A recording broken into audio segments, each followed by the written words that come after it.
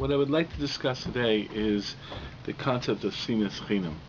The Gemara in Yuma states that the reason for the destruction of the Second Temple was Sinat Chinam, which a lot of people translate as causeless or baseless hatred. And I want to investigate that translation and see what we can find. The Gemara in Yuma actually says that the first temple was destroyed for the violation of the three carnal categories of sins: Avodah Zarah, idolatry; Gili Arayas, sexual immorality, major sexual immorality; V'shvichas Damim, and murder. However, the Churban Bayis Sheni, the destruction of the Second Temple, came about was because of Sinat Chinam. The Gemara's language is very interesting here. It says, Avo Mikdash Sheni, in the Second Temple, Shay Oskim b'Torah u'mitzvot u'gemilas chasadim, who were involved in Torah and mitzvot and gemilas chasadim, loving kindness, Torah, study of Torah, mitzvot, doing mitzvot, gemilas chasadim, loving kindness, caring, acts of caring. Even though they were involved in all those things, okay? B'nei chmai charav. Why was it destroyed? B'nei shahaitu bo sinas chinam, because of sinas chinam. It was sinas chinam. And this teaches us that sinas chinam is worse, is at least equal to the violation of the three cardinal categories of sin. In fact, it's worse, because the Churban Bayis Rishon, the destruction of the temple, the first temple only led to an exile of 70 years, and Rahman Son, we're still suffering over 1900 years later from the exile that ensued from the Churban Bayis Sheni, from the destruction of the Second Temple. So it's very significant to understand what Sinat Chinam is. First of all, before looking at it, I just want to point out something very major in the Gemara. The Gemara says that there were three categories, that in the first destruction of the first temple was because of the violation of three categories, cardinal categories of sin. As we all know, these three categories of sin have a law of Yehereg Val Yavar applied to them. The law that you shall give up your life rather than violate them apply to them, and that's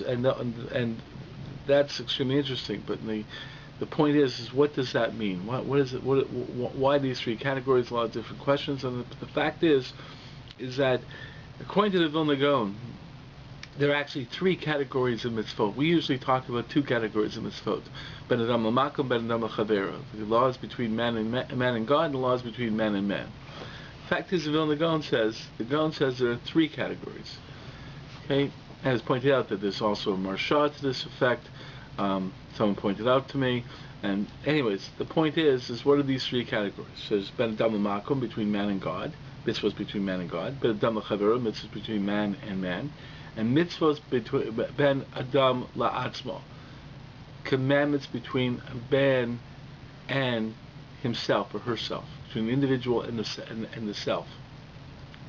And the fact is, a lot of point out that the Gaon does this, but I think the Gaon does this, but also pointed out that this really falls in line with the idea of the first of a statement in Pergamos, the first statement in Pergamos, Al Shlosh Dvarim Ha'olam Omed. There are three pillars that the world stands upon: Al Torah, Val Avoda, V'gemilas Chasadim.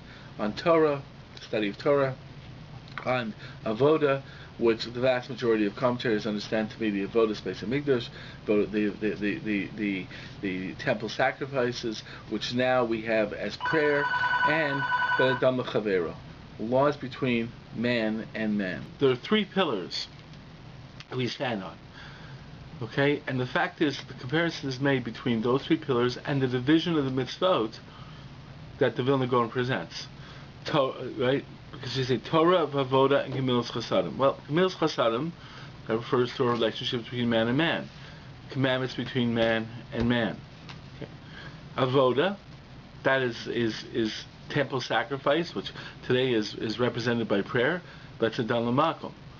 Torah study, that's Ben Adam La'atzmo, between man and himself, herself, because that's for self-improvement. And the fact is, the three cardinal sins of Judaism really reflect the same divisions. Idolatry, Avodah Zarah, that's the worst challenge and an attack upon the mitzvot ben Adam L'makom. Avodah Zarah. It's service that's a straight, that's foreign. It's actually a pagam, an attack on avoda. Shvichas damim, murder. That's extreme opposite of gemilas chasadim, of caring. That is the extreme pagam, attack upon caring. Gili arayas. What's gili arayas? Sexual transgressions. Sexual transgressions is really ben adam la'atzmo, because the essence of ben adam la'atzmo is self-improvement, self-strength, an aspect of being Tzelem Elokim. The truth is, if you look at this in terms of a lot of people who argue for sexual promiscuity, they basically found it on, we're all animals. We don't have to try and do anything dignified. We're all animals. The extreme expression of sexual morality is, we're all animals. Just to act like an animal. There's no dignity. The essence of our dignity is Torah, is the fact that we are Tzelem Elokim, and the expression of our Tzelem Elokim comes from our study of Torah, our knowledge of Torah, our expression of Torah in our lives, through the intellect, through thought, through saying that we are above our drives. So the fact that's very, very significant. Now, if you look in terms of the Gemara, then the Gemara says that those three things existed in the second temple, the three pillars, not the three. There was no. They said it was not idolatry. It wasn't shvichas damim, and it wasn't gili arayos. That wasn't the reason for the destruction of the second temple. In fact, in the second temple there was Torah, mitzvahs, and gemilas chasadim. There was gemilas chasadim. There was the relationship between man and man. There was Torah, study of Torah. Second pillar. There was mitzvot, that I understand to be. There was expressions of the relationship between man and God, between them, mitzvah ben adam l'makom. Those pillars were existent. The first temple, the pillars were just destroyed. In the second temple, the pillars were existent, but there was something permeating through the whole system. Even with the pillars, in spite of these pillars, that permeated the entire system, that actually created a greater problem, and that's Sinat Chinam. In fact, from the language of the Gemara, it's very interesting. It even leads to an idea that it may even be somewhat because they were maintaining the correct society. There's an aspect of this in Rabbi Shimshon Hirsch. It's a concept that's also found in the Tziv. The truth is, the Sinat Chinam may actually be a product of people who are trying to be dignified. Maybe a problem of people who are trying to care for their friends. Maybe a problem of people who are trying to relate to God. People who are trying to build the pillars. If there's something wrong in their building the pillars, something wrong with it, even as the pillars are being built, there could be something that permeates, that is inherently rots it. And the fact is by your attempt to build the pillars, you can create a problem. Shimshon Hirsch points this out in his in one of his commentaries. He says that in Sinat Chinam, one of the problems is that it was there was so much self-seeking, and he extends that to self-righteousness. The idea is there was focus on, okay, I'm doing the right thing, this is good, and so forth and so forth. And the Tziv says it perhaps more stronger terms. He says, where does Sinat Chinam begin? With the Talmidei Chachamim, who called everyone they disagreed with them an apikaras and a min, a heretic. I'm right, that person is a heretic. That's where Sinat Chinam begins. And it comes from a person who's really trying to say, I'm trying to do the right thing. You think about this. You know, there's something interesting. There's people who try to contend that the greatest evil comes from atheists. I know someone there, I don't want to mention names, but someone talks about, you see, all the atheists, they're the one who created the greatest evil. You know, they look back and Hitler, Yimach Shema, Stalin, Yimach Shema, these were all atheists. But the truth is first of all, on the simple level of religion, it's not so simple that Hitler was an atheist. Okay, there are many people who contend that Hitler actually was a good Catholic, but he had strong feelings for Catholicism. But the fact is, if you take the concept of Rabbi Yosef Soloveitchik, who argues there's no such thing as atheism in our world, because the truth is, he says, anyone who believes in something, that's an idolatry. It's not necessarily that they have a God, but they believe in something. And Stalin really believed in communism. That belief in an idealism is also a form of idolatry. The fact is it might be the idealist who's the one who creates the greatest evil. You think in terms of in our world today, who we talk about as a source of evil? We talk about fundamentalist Islam, Muslims, Osama bin Laden, because the idealist is someone, I'm so right, and everyone else is a heretic. Everyone else is deserving of death. Think in terms of our own Jewish history. How much of was done to us in the name of Christianity, in the name of another religion, name of ideals. Khmelnytsky, right? That name, the Khmelnytsky, Russia, that name rings with the fact that there was idealism. Khmelnytsky was considered to be one of the fathers of the Ukrainian people. He was considered to be a great idealist. Idealist individuals, I think, are much worse than atheists. Well, there are some idealists who are atheists, but the fact is, if you think atheist people don't have ideals or are just self-serving, that's not where the greatest potential for harm can come from. It's the idealist who's so convinced about his idealism that it can lead to Sinat Chinam. That's, I think, what the Gemara is inferring over here. Which leads us to understand what exactly is Sinat Chinam. So as I said, most people try to translate it as baseless or purposeless hatred, and that's not based on nothing. The fact is, the Maral Prague points to Sinat Chinam as something that doesn't have a reason. It's almost like a feeling. The Maral doesn't use this term, but it seems to the Maral it's like a vibe. You just feel bad about that person. You just have a feeling. It's ethereal. That's Sinat Chinam. Maral implies that perception. Rashi in Gemara and Shabbos, I think that's Amud Beis and Beis, where the Gemara talks about how Sinat Chinam creates riv in a mashpacha, discontent, arguments, in a family. He defines Sinat Chinam as what I would say is inappropriate hatred. See, the truth is there may be reasons for hating. There may be a good reason to hate, like Rashi points out, and this is found in many commentaries, that you are supposed to hate the Rasha. You're supposed to hate the evil individual. As the Rambam says in the Karam, in his expression of 13 principles of faith of Judaism, which he writes in his commentary on Perek Chelik of Tractate Sanhedrin, where he writes a commentary, he presents the 13, in his introduction there, he presents the 13 principles of faith, and at the end he says, a Jew who sins, Yisrael Apapisha Yisrael, a Jew who sins, he's still a Jew, and you have to treat him as a Jew, you have to care for him, and so forth and so forth. But a Jew who doesn't accept the 13 principles of faith, mitzvah lesono, you have a command to hate him. That's a person who's totally outside the pale. That's the expression of evil. Now, the truth is the Rambam tempers that statement. It's very important to recognize the Rambam tempers that statement, because of what he says in Hilchos Mamre. Because when he talks about the Karaites, he said the first generation of Karaites, that's what I'm talking about in terms of hating and attacking them and so forth. Because he felt they were real heretics who denied the faith. But the fact is, who actively denied the faith. But, he says, but their children, they're all tinik shenishbas. They have to be treated like someone brought up incorrectly, brought up a child who was captured and brought up by non-Jews. They're individuals who were brought up incorrectly, and therefore they're not responsible for their heresy.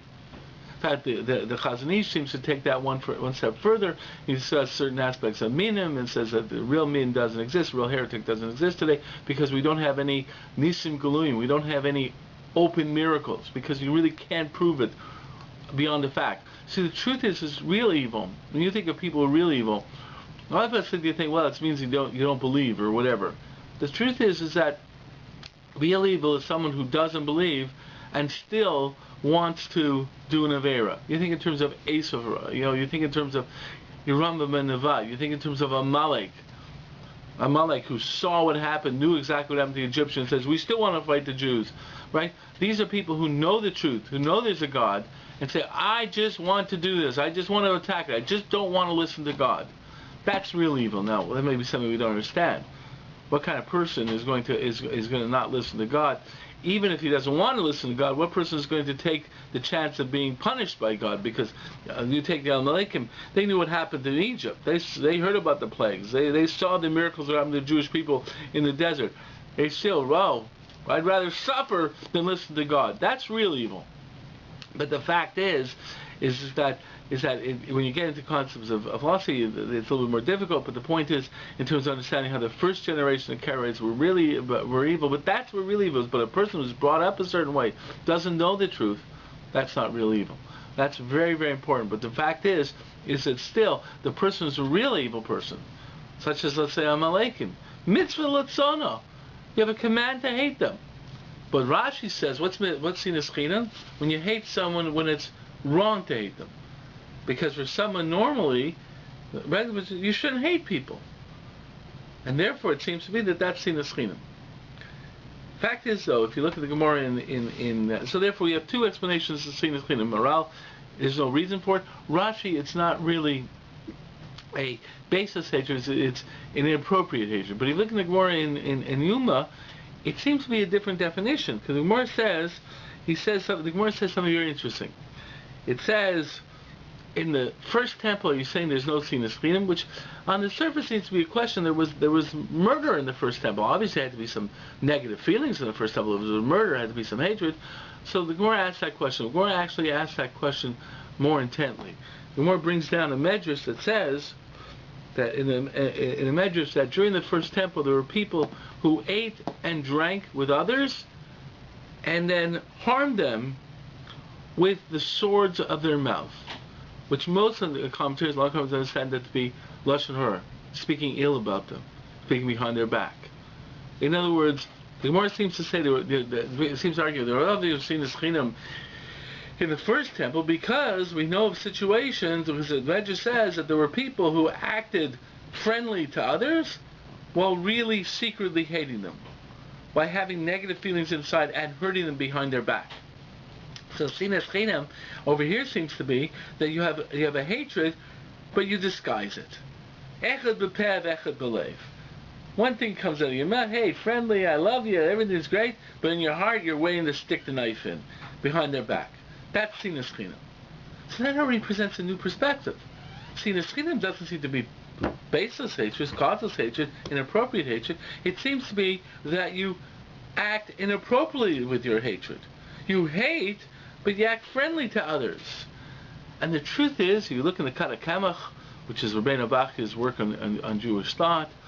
You actually look in the Chavetz Chaim a little bit, and in Shmir's Lush.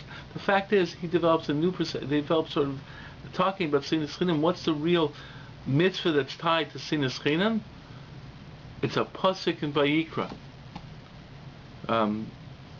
chapter 19, verse 17, I think. L'tisana es achicha bilvavecha. Don't hate your brother in your heart. Now, there are some Meforshim understand to be just you're not supposed to hate. But the fact is, the Kanachemach, the Rambam, a lot of people say this is a special category. You're not supposed to hate in your heart. It's not telling you not to hate, per se. It's not telling you not to hate. It's telling you not to hate in your heart. Now, there's very important language in the Chinuch here. Chinuch says, wait a second. This mitzvah is very specific. It says, of course, you're not supposed to hate. If you hate someone, that's a bittul say, mitzvah to say, haftarecha kamocha. You're violating love your neighbor as yourself. And he says that there's other averas that come about from not hating. But this specific mitzvah, that's a special hatred.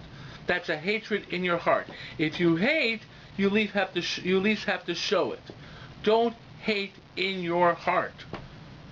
And the Chinuch goes on to say this is the most disgusting of attributes. Chinuch's language is very powerful. Let me read it to you. He says, okay, that the sinas halev grumas ros gedolos b'nei adam This scene creates tremendous negativity between people. Tamid cherev ish b'achiv ish b'reho, because there will always be a sword, there will always be discontent between man and his brother and man and his friends. But husiva l'chol hamasira anasvas ben anashim, and it's the reason for all the Masira is like the what do you call it? The it's more negative. It's like the attacking of people, negative play goes on between people. The undermining other people. That's between people. Who amida hapachuta benimasa. This is the worst, the most worst characteristic. It's the most disgusting. Tachach chamias. It's disgusting. Is the essence of disgust. Beinei kol bal seichel, in front of every intelligent person. And therefore, he says that this is a special type of hatred. It's a hatred that you have hate and you hold it within.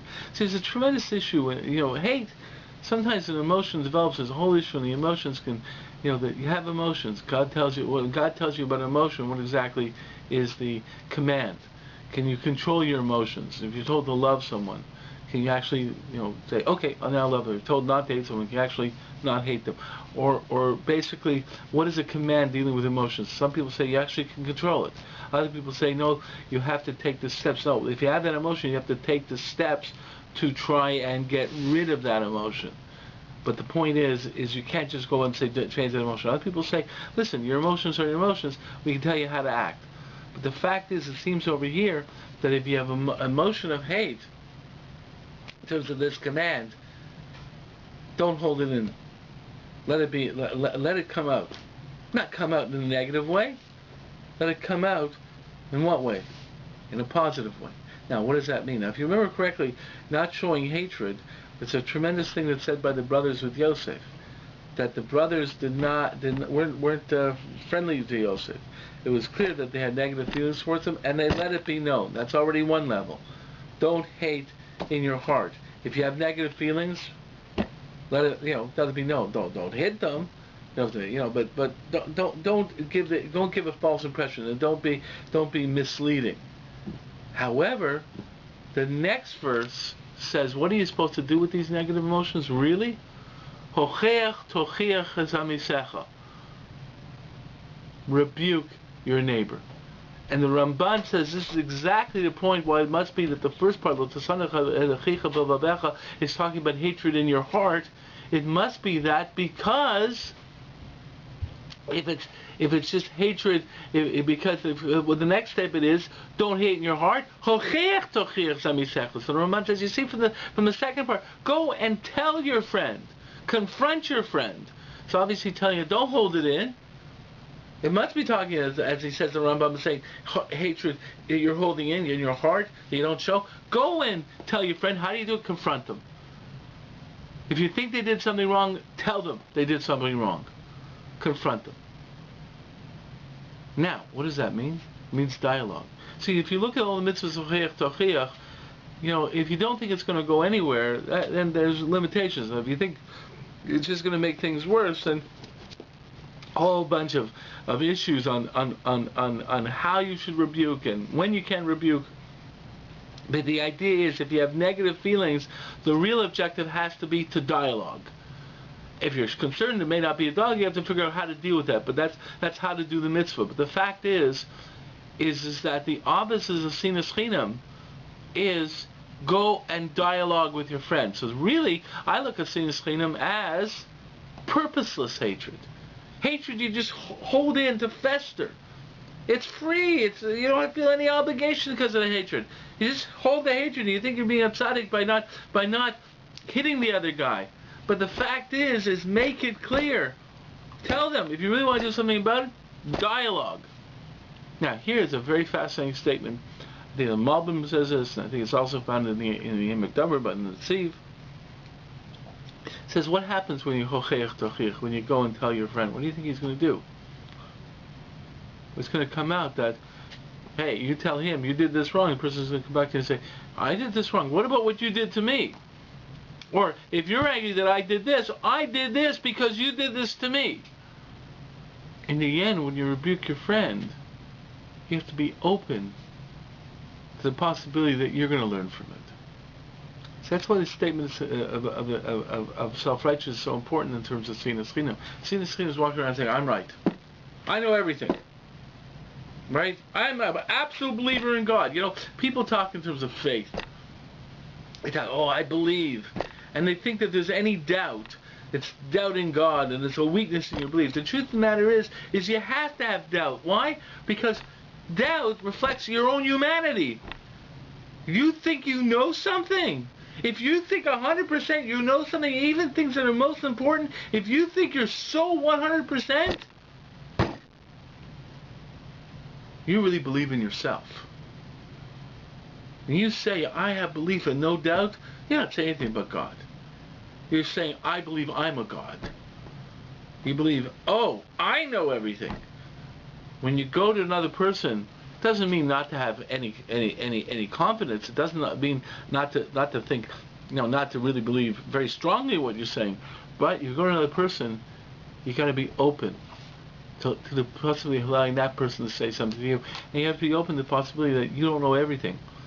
So if you go over and you rebuke another person, you have to be open to the possibility of a rebuke. You have to listen to the possibility that maybe it might be that you were right and the other guy did something wrong. It might be that the other guy's right, and it turns out that by confronting him, you hear that you did something wrong, and you're called upon to say, I'm sorry. Sinat Chinam is you're so sure of yourself. You're so sure that you're right in what you feel. And the negative feelings you have for everyone is so sure that you don't even want a dialogue. You don't even want to confront the person. You're so sure. You're so sure. That's Sinat Chinam. Sinat Chinam is telling you, don't hold that hatred inside. Don't let it fester. Confront. A lot of times it will make things clear. A lot of times it will hopefully cause changes in another person as well. But on the other hand, you have to be open to possibilities of changes in yourself as well. That's why it's such a significant concept, because we see in Churban Bayis Sheni involving Torah, mitzvahs, and Gemilas Chasadim. They all thought they were from. They all thought they were right. They all thought they were adamant. And they thought that was necessary for them to be adamant. They showed their real faith by being adamant. Like the zealots, who burned the grain, okay, that really led to the problems with the siege. The Roman siege put a siege around Jerusalem, but there was enough water and ways of getting water and grain in Jerusalem that could withstand a siege for years, 10 years, they said. But the zealots weren't happy with that. No, we believe in God. We can go fight the Romans. So they set fire to the grain. That led to tremendous hunger in Yerushalayim that they couldn't withstand the siege. The fact of the matter is, why? Because the zealots were so zealous, were so right. We're sure. You know something? Don't be so sure.